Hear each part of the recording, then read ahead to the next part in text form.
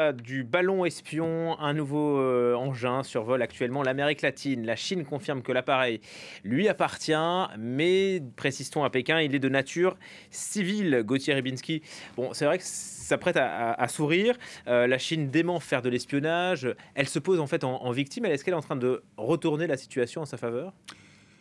Alors, quand on dit ça prête à sourire, c'est ce qu'on pourrait, si on se limitait à cela, oui. Attention, ne sourions pas trop.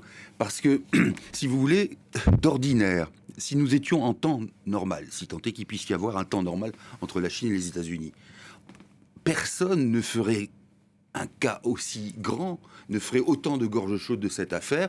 On dirait, bon, il y a une erreur de la part des Chinois, elle est présentée comme telle, même si ça n'est pas vraiment une erreur, les Américains feindraient de croire qu'il s'agit d'une erreur.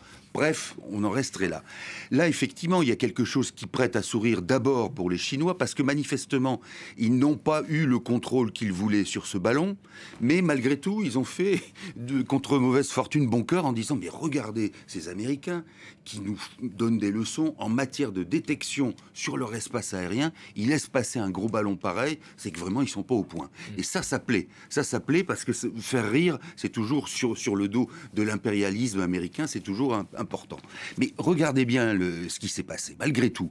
D'abord, à la Maison-Blanche, on voulait immédiatement abattre ce ballon. Le Pentagone a dit, attendez, il y a des zones habitées en dessous, on ne sait pas ce qu'il y a dans ce ballon, attendons qu'il soit au-dessus de l'océan. C'est ce qui s'est passé. Et d'ailleurs, maintenant, les débris vont être récupérés avec beaucoup de méticulosité par les enquêteurs pour voir ce qu'était ce ballon. Et donc, il a été abattu. Il a été abattu par un instrument technologique avancé, en termes de missiles infrarouges.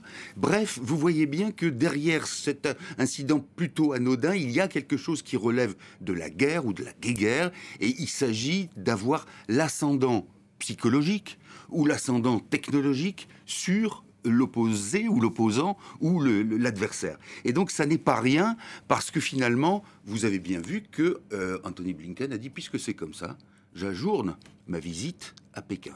Alors officiellement, justement, il n'a pas voulu hypothéquer la suite. Il a dit, je ne voulais pas qu'en allant à Pékin avec cette histoire de ballon, on ne parle que de ça et que donc ce thème monopolise notre rencontre alors qu'il y a des choses bien plus importantes. Et c'est vrai qu'il y a des choses bien plus importantes. Mais en même temps, les Chinois s'étaient dit, tiens, on va bien voir ce que fait la diplomatie américaine.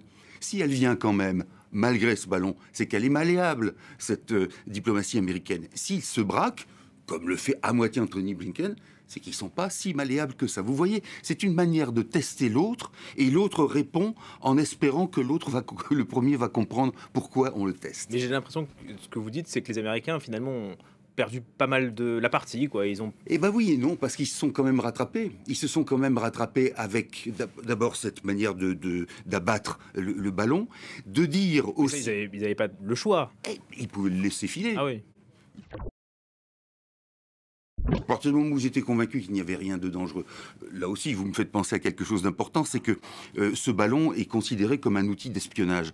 Très franchement, avec les satellites qu'ont les Chinois, s'ils veulent espionner, par exemple, des camps, des bases militaires américaines, ils en ont les moyens, ils n'ont pas besoin d'un ballon d'usage météorologique qui est moins performant. Donc voilà pourquoi c'est important.